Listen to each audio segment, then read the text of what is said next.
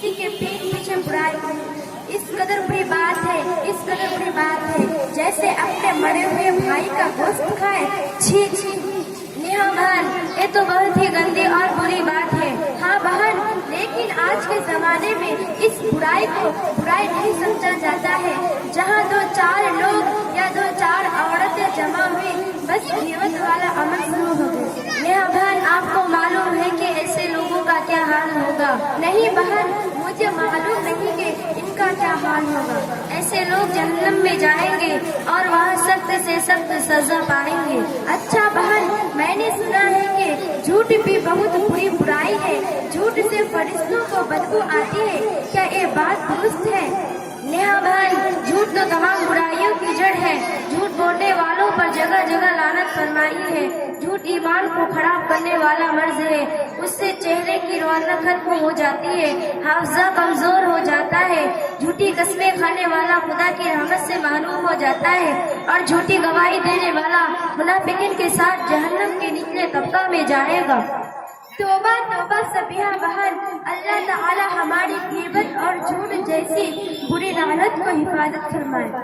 सबिहा बहन, हमारे मुहस्सरे में एक बुराई और है, जरा उसका भी अंजाम बता दे, बड़ी मेहरबानी होगी। बताओ बहन, वो कौन सी बुराई है? बहन, हमारे मुहस्सरे में हसद और दर्द बहुत ज्यादा हो गया है, जरा हसद करने वालों के बारे में बताएं।